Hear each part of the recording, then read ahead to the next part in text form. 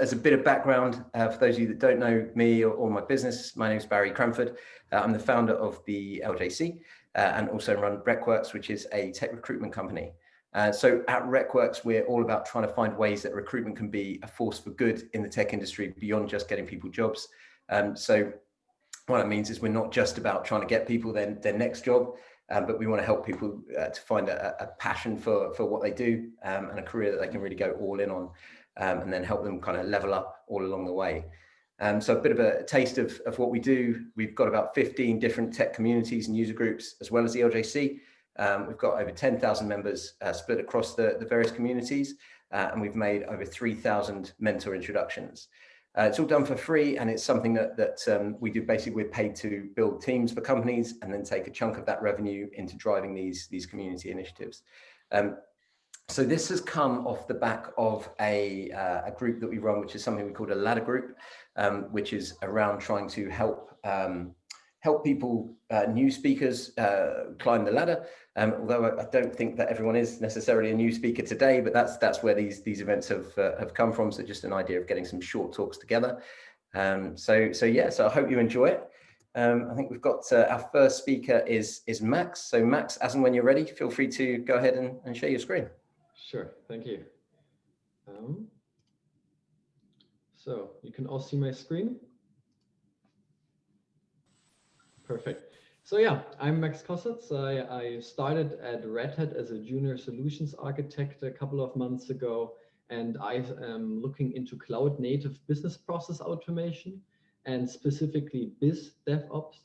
And I'd like to share some experiences and knowledge that I've gained so far, because I think it's really interesting. So business process automation, in short, BPA, is the use of technology to automate repeatable day-to-day tasks. The term might sound a bit over the top or markety-like, but the idea behind it exists since ages. What you see here is obviously just a small selected subset of examples, but some popular ones are claims processing, vehicle routing, job scheduling, and property maintenance. Some of these are automated more often than others.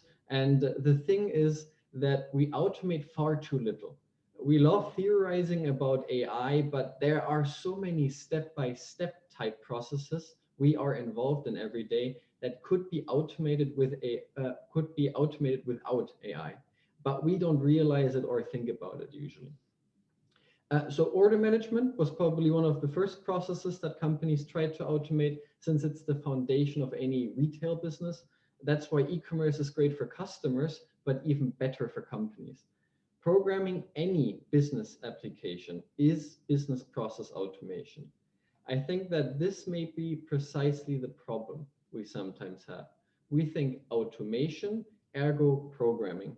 And programming custom business applications is quite expensive. But the term business process automation is a generalization on purpose, because who says you have to be a programmer to develop automation processes? And this is what I'm going to talk about today. So why is it so expensive? A business expert is an expert in the processes within a specific business domain. Those are the people who usually come up with what could be automated.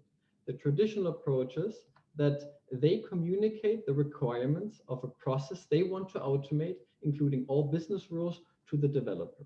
The developer then uses fancy tools to write code, and the code is the manifestation of the business rules and feature specifications. And at the end, the code can be executed as an application used by the business expert or anyone he/she represents. Now, a couple of problems are, and that's where the cost factor comes in. First of all, the language. There is a domain language, which the business expert is speaking, and we have the developer language, which is, first of all, the developer looking at the process as somewhat of an outsider, but then also that the developers usually have their own language around their technologies and the programming language themselves. And the problem here is that there is a big risk of making mistakes when reading and understanding the requirements written in the domain language that you then translate into your programming world language. So concretely, the business rules that are important to the business world, they might be misinterpreted or misunderstood. And that can cause quite big problems on the long run if you implement them wrongly. And then another problem is accidental complexity. So when you misunderstand certain models and relationships in your code, you might accidentally create a too complicated model of the domain solution as it would be in the real domain.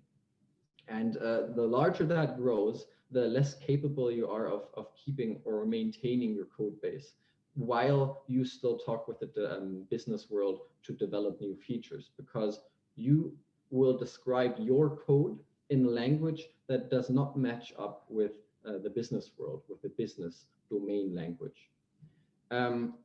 Additionally, obviously, the business people cannot use all our fancy developer tools, right? And it wouldn't help them a lot because they can't read the code anyways. Maybe some can, but not their job really, and they wouldn't do that. But the code itself is obviously a problem, and everyone who's programming knows that code is complex.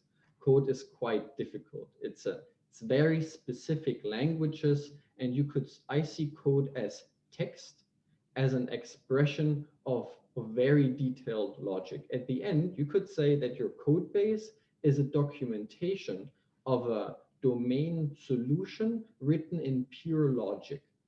And that's why it is so complicated to navigate, even for the developers themselves. The further it grows, the more complicated it is to work with it. And the harder it is then to also explain and work with the business people. And finally, applications aren't really testable from a business perspective. If they have a large sets of business rules, they can't go through the whole application, testing everything that they expected in certain edge cases and so on. So they rely completely on the developer, and that's why the communication is so expensive between them. Now, probably since this is a Java community, a couple of you know domain-driven design, and I think that tackles it quite nicely. It focuses on the language so that the developers and the business experts share a language. I like the quote, "The heart of software is its ability to solve domain-related problems for its users." And I think that's the key we shouldn't forget, and a lot of programmers do. Whatever you develop is a domain solution for a domain problem. It's not some fancy technology that sits by itself. Another quote I think is quite important is, "To communicate effectively, the code must be based on the same language used to write the requirements, the same language that the developers speak with each other and with domain experts." The key here is that we are in an agile development world usually, where we work quite closely together with the business people. And if we don't share their language and understand what they're talking about, then development becomes expensive and you risk mistakes. Now, BizDevOps. To drive business process automation, our goal is to write less code, really only code that is absolutely necessary and can't be done in any other way, and to work more closely together with the business experts. We do this by starting with the business experts. They write the business process in model notation. The most popular notation is BPMN, which is a graphical representation standard for specifying business processes. No code written, just graphical models. Modern so business process management platforms provide this in combination with code generation, and that's what's quite important to realize. Common process units do not have to be coded. They come out of the box, and I'll show you that in a little bit. Then the developers enter, and they work together with the business experts to write any supplementary code or implement any more complex underlying logic into the models defined by the business experts. The domain model code is then packaged into executable units, aka containers, and a set of containers is then deployed as a microservices application. Now, this is the whole process a bit more simplified, and I quite like this view as it shows BizDevOps as acting more like a team rather than the developers looking at the business world as their customers and then working completely separately from them. So that the business people, they have the ideas, they do the brainstorming, they come up with what has to be automated. They create the model of the automation, and then the developers make it executable, and the ops part of it is then deploying that in the cloud. Now, from a Red Hat perspective, there are open source communities with this since 10 years, and they're continuously being improved. And the final thing that we have now started in one of the Red Hat communities is Kagito.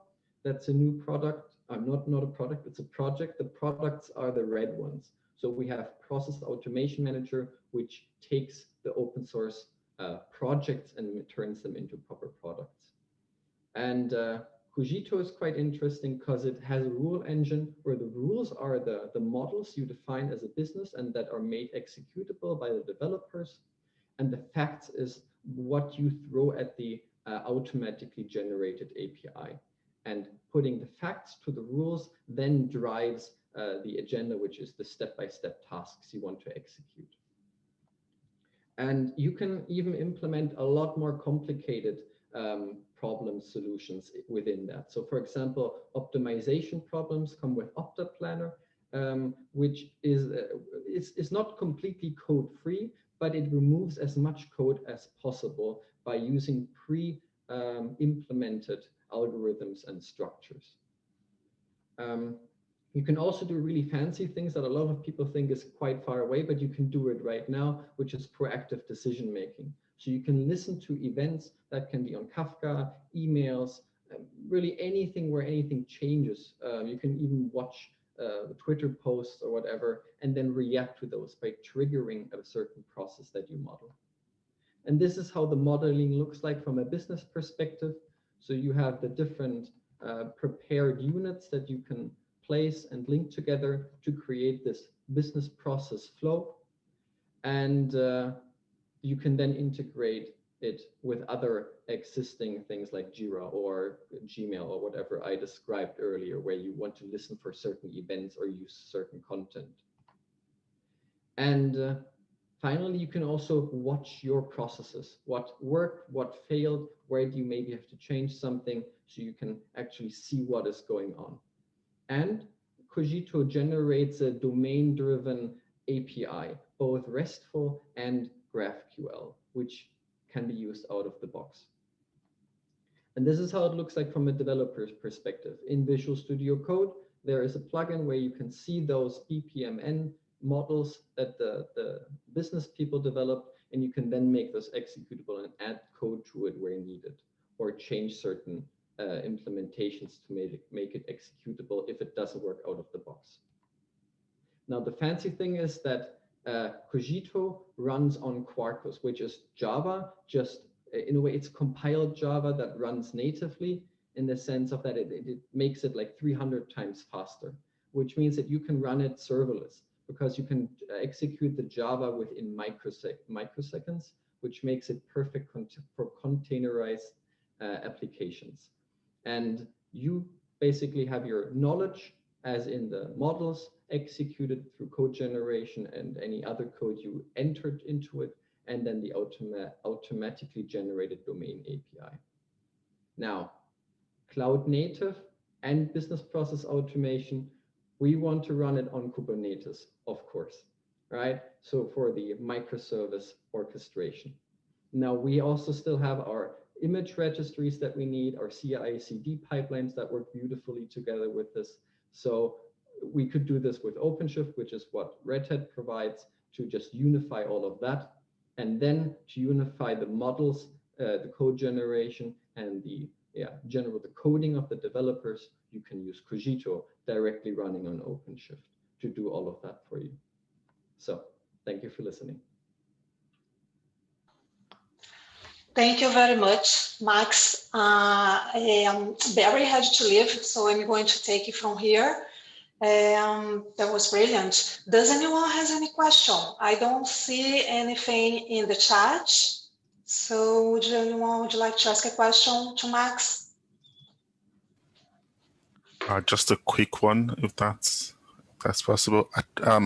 Was quite interested in the bit about optimization problems. I know you had a slide there about traveling salesman and how you could potentially model that. In reality, you would have more complicated. That's a fairly like academic played one. In reality, you would have more constraints and more. Yes. How flexible? How flexible will it be to? Very good question. That's the one thing that I like to think about as well, because that's where you as a developer would think, okay, can I really do everything with this? And you can surely not do everything, but a lot of things that you as a developer would think that you couldn't do. So for example, with this, that's a great question. We have a customer at Red Hat. I can't tell you which one it is. It doesn't matter. They have a fleet of people, of engineers they send out to fix technology at people's homes. And they thought that they could just cut their expenses by like 4% by writing the scheduling, making the scheduling automatic with this. And they figured out that they have other factors that they can include, and that got included quite nicely with this. And so this was a complex thing where they accounted for time, problems that arise, technologies where the problem is happening, and so on. And all those factors were used to do the scheduling of the fleets of engineers. And that cut the costs by, I think it was 60%. So quite a lot. So yeah. Just a quick follow-up, sorry. Still in that area, because I know it's also about performance when dealing with optimization problems. The larger the problem size, the longer whatever solution modeler you're using or solver takes. Do you have issues like that, or in general, it's fast enough to work? So Optiplanner is this technology that we use. It's an open source, community-driven project, and that you have to see it as you still make the choice of, there's a set of different algorithms that you could use, because since you seem to be quite knowledgeable in that space, yes, different problems you need different approaches, and you can choose from those, and it's not like the whole code comes out of the box, but it takes those known algorithms and it prepares them in a way that it's a lot easier for you than to implement it with writing as little code as possible. Yeah. Cool. Sounds good. Thanks. Yeah, brilliant. Yeah, brilliant. Thanks. Okay, cool. Thank you for your questions. Thank you, Max. So in the interest of time, let's move to our next presentation with Sachin, who will be speaking about Cypress IO, a next generation automation testing tool. I hope you got this right. Sachin, are you ready? Yes. Yes, ready. Yeah. Let me share my screen, and I need to do presentation sharing. Max, could you please unshare your screen so that I can? I'm trying. Yeah. I think I got it. Yeah. Can you share? Just give me a moment. Okay. Okay, I can see your screen now. Okay, that's great. So yeah, so today we're going to talk about Cypress, which is a test automation tool. So this is my second talk on LGC, so I'm pretty excited about it. So let's get started. So what exactly is Cypress? So Cypress is a JavaScript-based end-to-end testing framework. So when I say end-to-end testing, what I mean is it involves testing applications workflow right from beginning till the end. And Cypress can test UI, web UI, as well as your network requests, including APIs and web services. Cypress is an open source tool, and it mainly consists of two things. One is test runner and another is dashboard.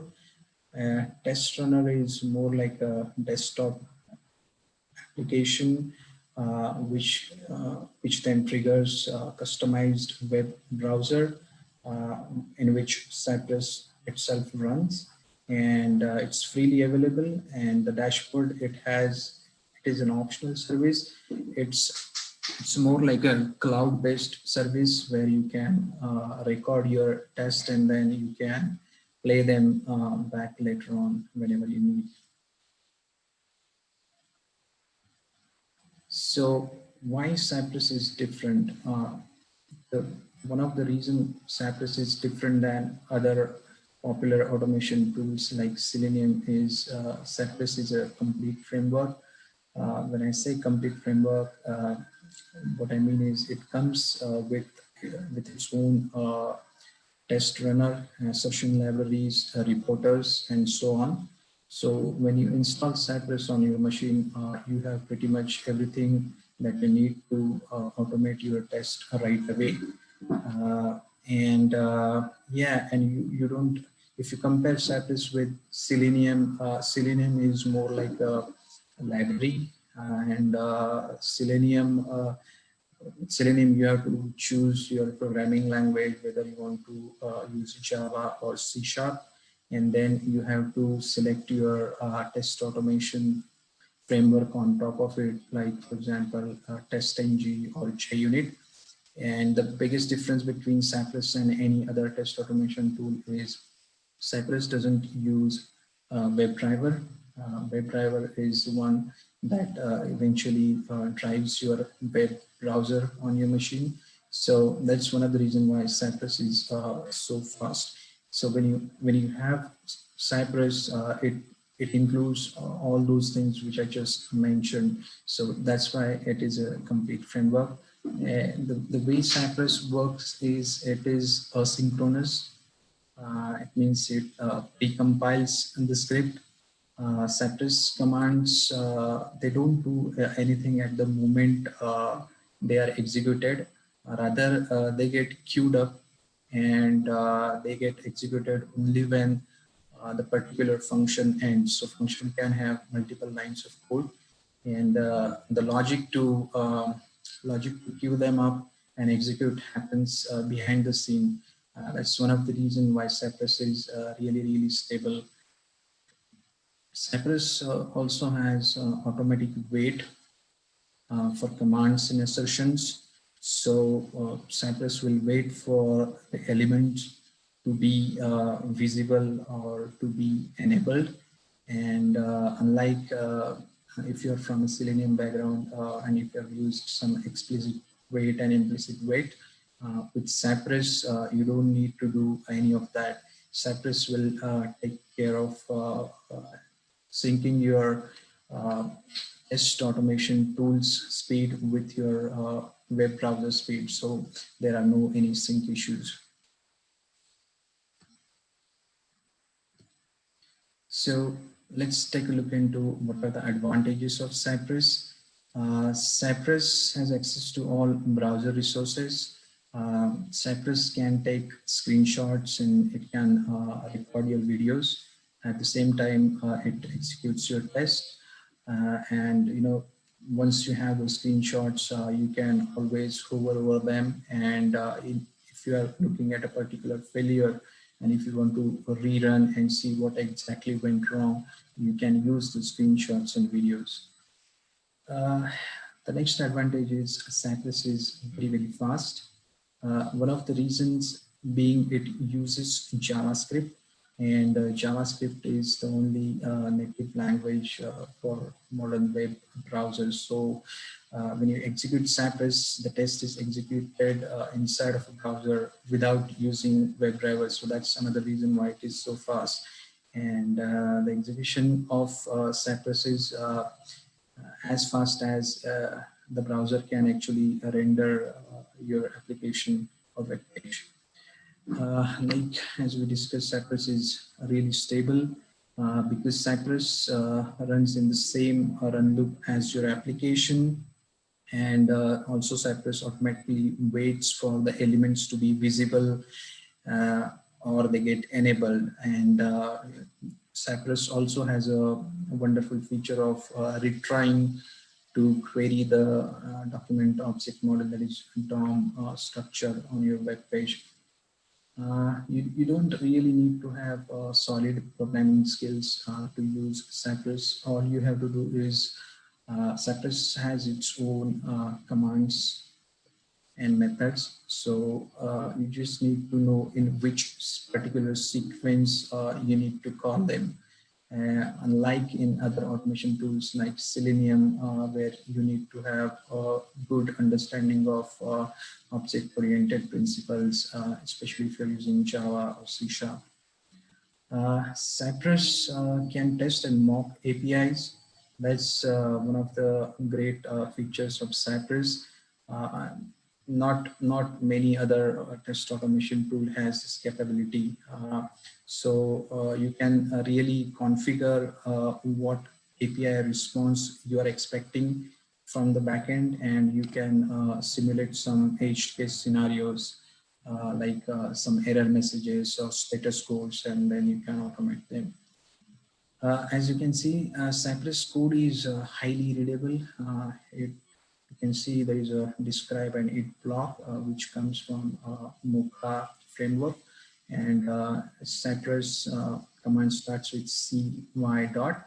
So for example, cy dot visit will launch the URL and open this particular website, and then it will look for a element and then perform some actions like click on it, and then there is an assertion as well that we can see in the last line of code. So it is really readable as compared to other test automation tools. So let's go. So next we'll look into the some of the limitations of Cypress. Cypress runs inside a real browser, so it can be an advantage. At the same time, it's a limitation because the only language Cypress support is JavaScript, because that's what the language browser understands. And as Cypress runs inside the real browser, you need to use JavaScript. It doesn't support any other programming language, unfortunately. Cypress does not support multiple tabs or multiple browsers. Since Cypress runs inside the real browser, it just supports one tab, unfortunately, or one browser at a time. It cannot control more than one open instance of a browser at a time. Similarly, in Cypress, you cannot visit two different domains of the same test at the same time. It doesn't allow using super domains. So for example, if you're automating apple.com and clicking on a particular link that opens another link or another web page in google.com, then Cypress does not allow this. With Cypress, there is no support for Internet Explorer and Safari as of now. It also does not support previous version of Microsoft Edge. So initially when Cypress was released, it supported only Chrome and Electron browser. But with the recent version of Cypress in 2020, it supports Mozilla Firefox and Microsoft Edge as well. Again, there is no mobile support in Cypress, so you cannot see how the application works on real mobile devices. All you can do is you can test the web responsive web responsive of a mobile application on the website itself. Cypress is again not very friendly with iframes. So if your application has a lot of iframes, then you might want to double check if you want to use this particular tool or not, because the way Cypress reads your web element, and it has a specific DOM traversal commands, they actually do a hard stop the moment they hit document node inside the iframe. So it really doesn't support iframe very well. Cypress installation, it's very easy. As you know, Cypress is a desktop application, and it also supports Mac, Linux, and Windows operating system. The prerequisite is you need to have Node.js installed on your machine, and you can use Visual Studio Code as an IDE to write your JavaScript. And once you have that, you can cd into your project path, and then you can install it using npm install Cypress save dev command. And then to launch or to open a Cypress desktop, you just have to go to the bin folder and then type cypress.open command, and it will launch the test runner for you. These are some of the main items of Cypress. This is how the Cypress folder look like. The important ones are being the fixtures. The fixtures are used as an external piece of static data that can be used inside your test. So these files are located in Cypress fixtures folder by default, but you can change them. And these fixture files can contain data. These files, it's more about loading these files into your test. And these files can be any XML, JSON, or as simple as a TXT file. And then you have a test files folder as well, where you can write your actual test with the spec.js extensions. And then they are located inside the Cypress integration folder by default. Cypress, you can also use some plugins. For example, you can integrate it with Cucumber, and those plugin details you can store them in plugin files. You can also use the support file to put some reusable behavior, or to use some custom commands. For example, if you have a sign-in functionality, then you can create a command, for example, sign in and write a code in those support files and reuse those support files in your test.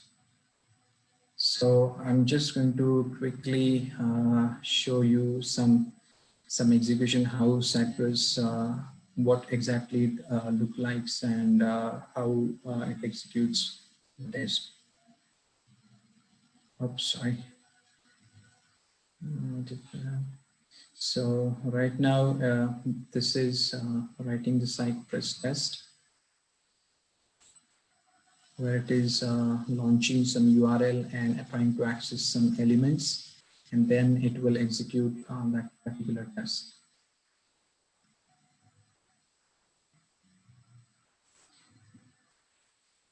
And this is the customized browser which Cypress has opened, and this is the real browser what I was talking about. And you can see the applications and some logs on the left side.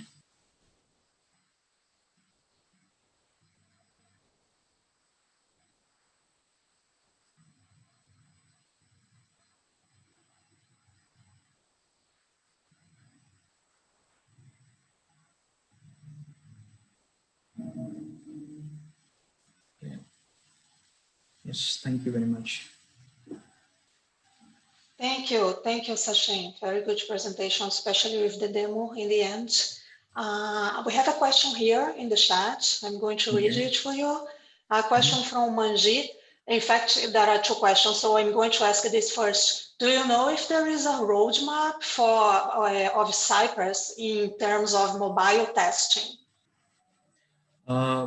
I am not really aware of any roadmap as such, but like I said, Cypress has a very limited support for testing and automating mobile applications. The most popular tool currently being used to test mobile and automate mobile applications is PM, which is based on Selenium. But I'm not aware of any Cypress automation on mobile applications.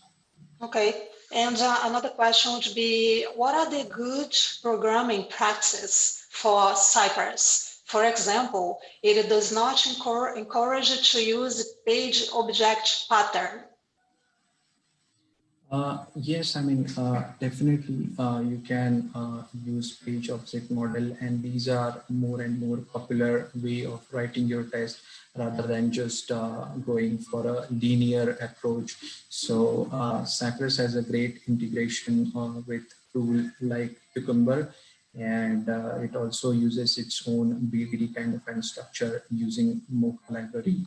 So you can certainly try those options out and you can use them. But yeah, Cypress does support the page object model, and these are the most advanced techniques or way of writing your test. Okay, thank you. There is a discussion in the chat. I'm going to ask you to have a look later and catch up with what people are discussing there about headless mode, because now I wanted to open the stage for Cesar, who is going to be speaking about functional Sudoku solver in Kotlin. Okay. Yeah, that's right. Thank you. Thank you, guys. I'm just waiting for the screen to be unshared. Yeah, please, Sachin, you stop sharing. I have stop share. Okay. And Cesar, you can go ahead. Yeah, all right, thank you. Yeah, you can see the screen? Yes, I can. Right, so my name is Cesar. I'm a senior software engineer at Thousand Eyes, now part of Cisco since last summer.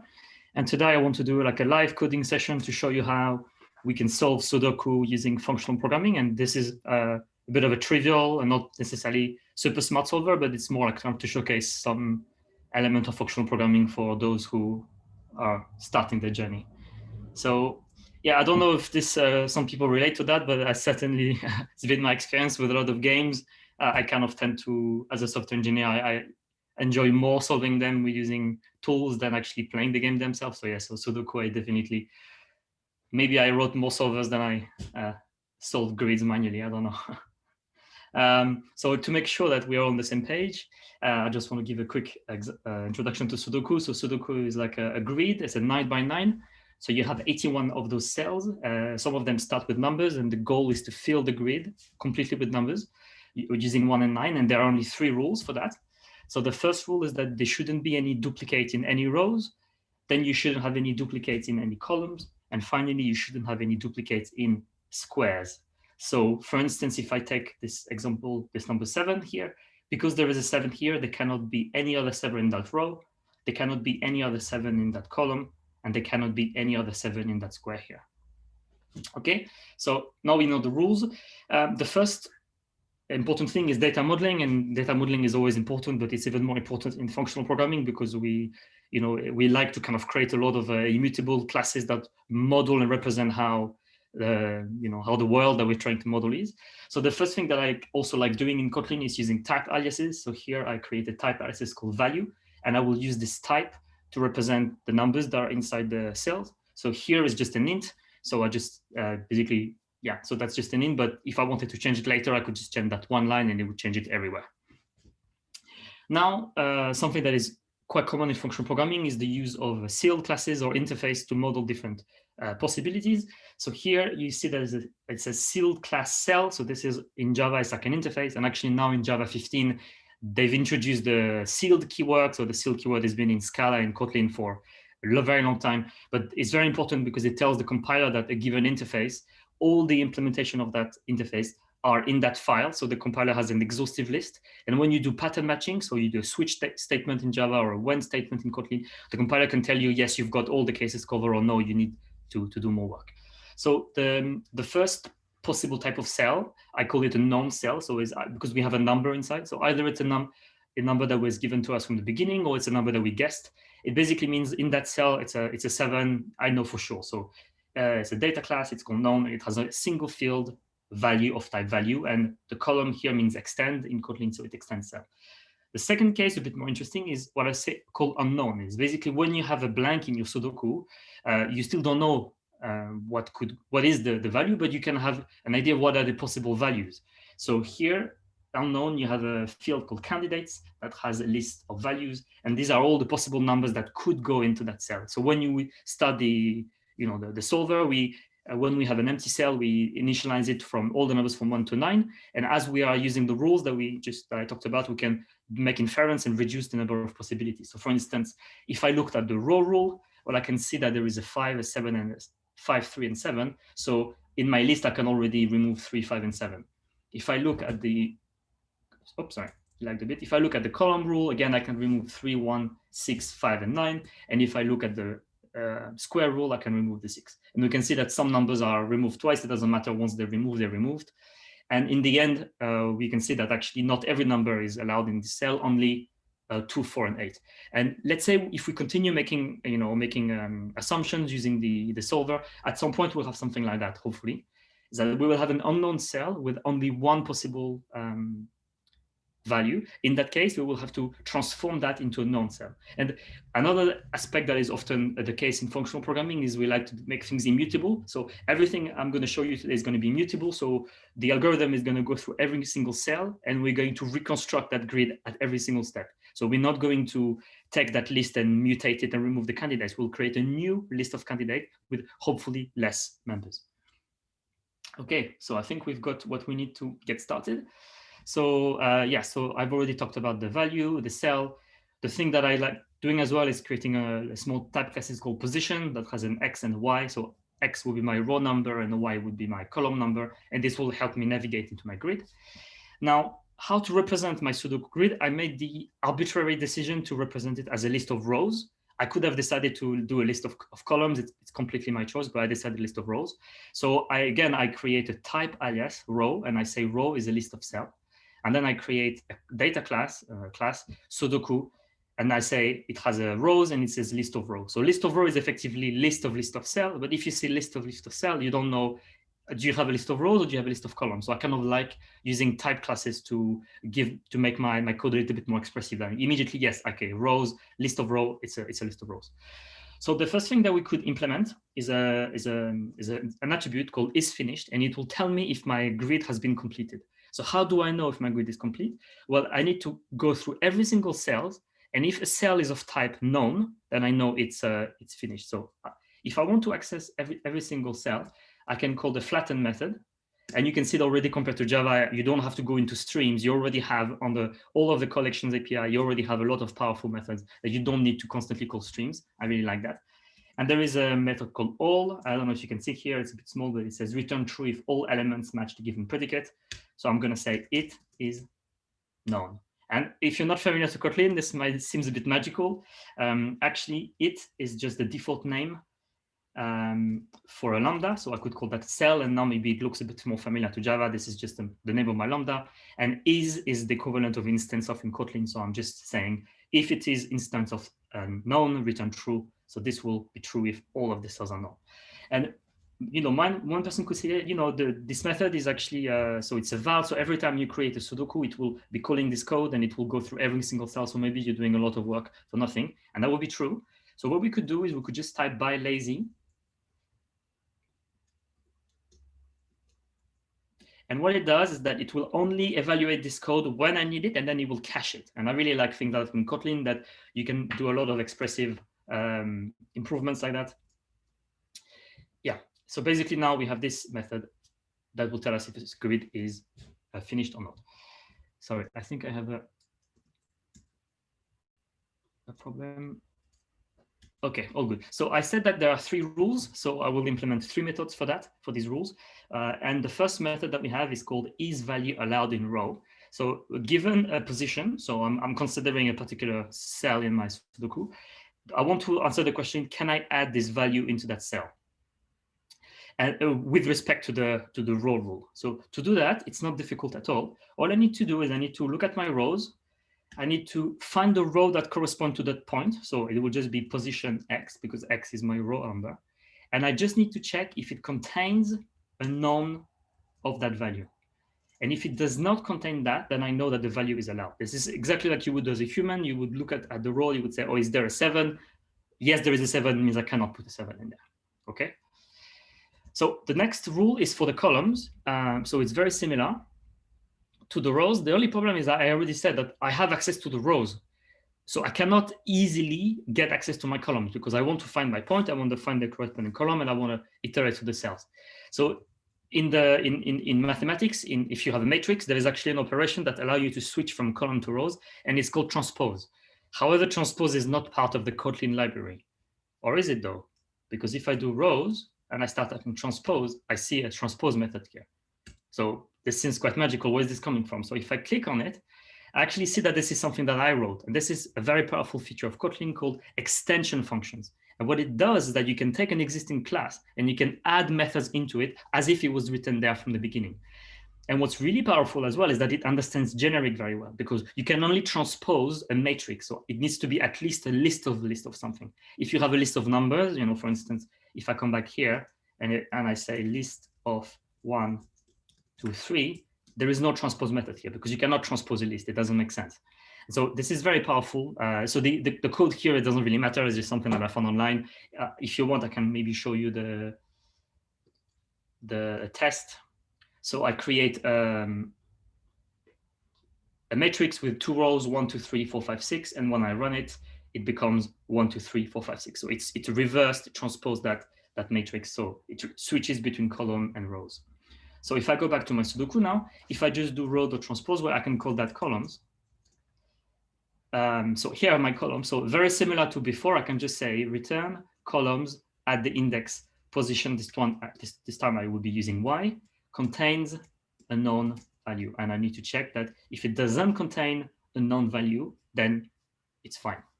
Okay, so we've done the row, we've done the column. Now the last one is a little bit more trickier, but it's not impossible, because we need to do something similar again for the squares. We need to find all of the cells in that square, and we need to check if they contain that value or not. Problem is that it doesn't seem very obvious how to get those cells, but there is a way. So to do that, first I define A. I say it's position X divided by 3, and J equals position Y divided by 3. These would be the coordinates of the 9 squares that I have in my Sudoku, and they would be between 0 and 2. So 0, 0 would be the top left square, and 2, 2 would be the bottom right square. So this will help me isolate. So the first thing I need to do is that, for instance, let's say I want to get the middle square. So I know that the middle square, I need to isolate the middle 3 rows. So to do that, I'll start with my rows, and I will use this method, part of the Kotlin library, called chunked.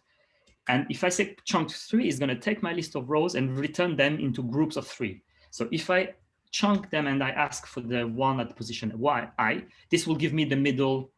If I is 1 and J is 1, I want the middle square. This will return the middle rows. So I kind of chopped my problem horizontally, and I've got my middle rows, but I don't want all my rows. I only want my columns. Sorry, I want only the middle one. So to do that, I'm going to call flat map. And this will give me access to a row.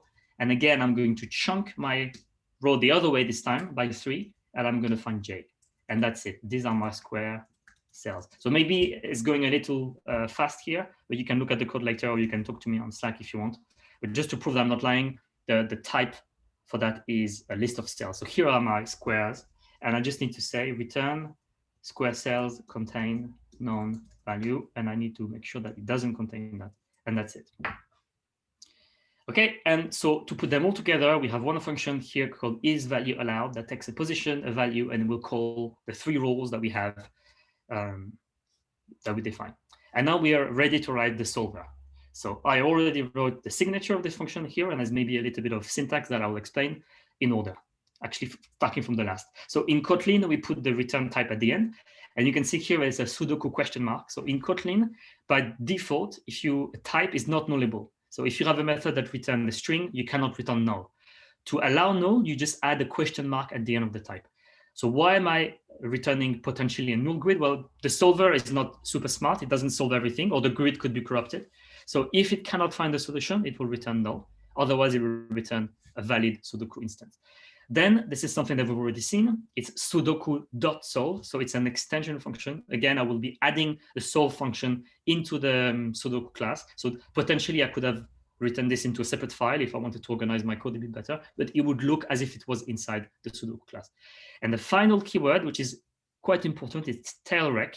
So in functional programming, we really like recursion because it's a much more intuitive way, sometimes when you get used to it, of solving problems, as opposed to using, let's say, loops or queues. However, there is a problem with recursions because every time you make a recursive call, you're going to write a frame in the Java stack, and the Java stack is much smaller compared to the Java heap. So if your algorithm is making too many steps, you will run out of memory, and this is the famous Stack Overflow exception.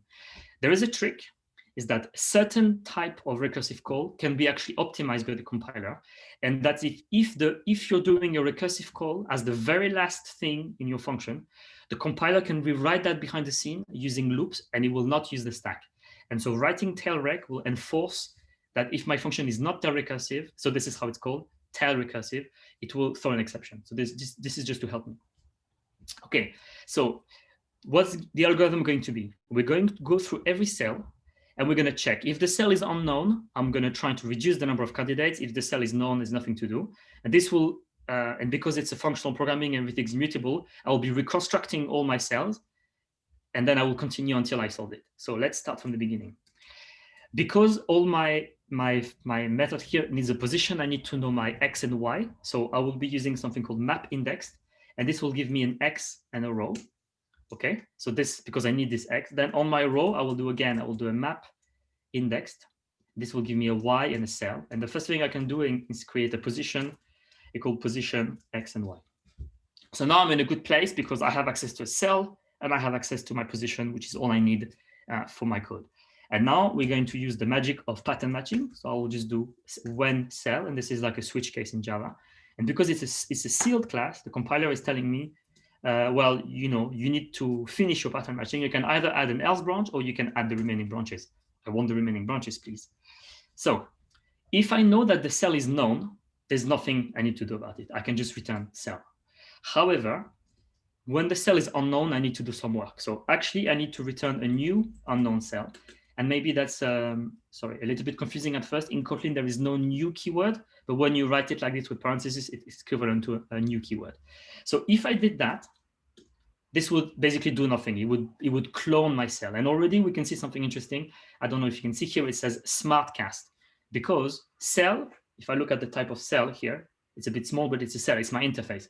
But when we are in the branch that we say pattern match on unknown, the compiler knows that my cell is not just any cell, it's an unknown cell. That's why I can do dot candidate. If I was in the other branch, I wouldn't see candidate, I would only see value. So if I do this, it's not going to do anything. It doesn't advance the problem. So what I need to do is I need to take the list of candidate and I need to make it smaller. So the function that makes something smaller on list is filter. And filter will take the value that's currently. And I want to know, can I keep this value in this given position? Well, this is exactly what we've done before. So is value allowed, position, value. And so this will create a new unknown cell that will hopefully have less candidate. And the more we do this, we'll eventually make progress. And remember that we need to do the last important step, which again, we'll do another pattern matching on cell.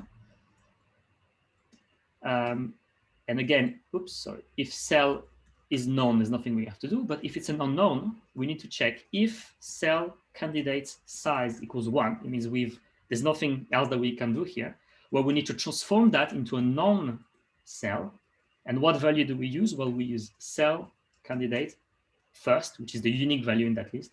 Otherwise, we just return the cell as is. And if I create a variable at the top here, I'll call it new rows. And to show you that I'm not lying, I will show the type explicitly. So this is a list of cell, but I don't like that. I prefer list of row. So now I have a completely new set of cells. And the first thing I will do is I will compare my new rows with my rows. So remember that this, I could say this rows because I am inside the Sudoku class. It doesn't look like it, but it's an extension function. So I am inside my Sudoku. So I can access to the existing rows. So if they're equals, it's two possible choices. Either I found the right solution or I got stuck. It means that my algorithm didn't make any progress, which means there's nothing we can do. So here I will just check if is finished, which is the first method that we wrote. Well, if it's finished, we can just return this itself. Otherwise, we can return null. Okay, and now else here. So if the new rows is different than the rows, it means that in that step, we've made some progress. It means we need to continue. So we need to do the recursive call, and we'll say return. I will create a new Sudoku grid with the new rows, and I will recursively call the solve method. And here, IntelliJ tells me that I can remove if the return out of it. So I have only one return statement, and that's it. And you can see that why it is a tail recursive is because the last thing I do is calling solve, and it will call itself until it reaches an end. And that's it. So I can show you the, oops, sorry. Here I can show you the test. So I have a Sudoku that I load from file. I run it, I will display it, then I will solve it and I will display it. So you can see here the Sudoku that is unsolved. And then 60 milliseconds after, find the Sudoku. So this is not the most efficient solver out there, but I like that it's quite, it introduces a lot of concept from functional programming and from Kotlin, and that was really the point of this talk. And that is it for me. You can find me on Twitter, or you can find me on the Slack LJC if you want to ask me questions, or if you have time. I mean, I have a meeting at 2, so maybe I have time for one question. And you can find the code on my GitHub if you want to have a look. I can actually paste that into the chat. Nice, great. Thank you, Cesar. It was a very good and comprehensive presentation. I'll keep using my main solver here to solve my Sudokus because I love it. But it was very bold of you doing this here. Very nice. And the code seems very clean, you know, and lean. I really liked it. I think we don't have any questions in the chat. Does anyone want to ask Cesar any question? Yeah, I've got one actually about OOP. That's interesting. Okay. Yes, because I think OOP and functional programming are not necessarily opposite, and the language like Scala was really designed to be both functional and OOP. And yes, when you do pattern matching, so when you define class architectures, it looks similar. What you would do maybe in OOP is that you would have written the logic inside maybe the cell interface, and you would have maybe the known and unknown cell would have their own method that they override. But in traditional functional languages like Haskell, you don't have access to class inheritance, to class methods. So you had to kind of read it from the outside. But yeah, I think in OOP, yeah, I guess it would be quite similar. Like the immutability, like you say, and all of the kind of mat, flat mat, this sort of lingo, people are not so familiar with that in OOP. All right. I'm not sure if I've fully answered. Yeah. Cesar, can you share your GitHub, please? People would like to download the code. Sorry. Yeah, I've sent it to someone, to Mark. I don't know why. Instead of everyone. Send it to everyone, please. Everyone. Yeah. And yes, if you have any questions, please reach out to me on the LJC Slack or Twitter. I'm happy to discuss that. Yeah, I think we have 2 minutes for any more questions. Maybe one question more here. Or if not, no, I think we're fine. Okay, so guys, that was great. Thank you very much. It was a very dynamic meeting today with demos, 2 demos, very good. Thank you everyone for being here. Great talks. Thank you everyone. And that's all for today. See you next. Thank you very much. Thank you.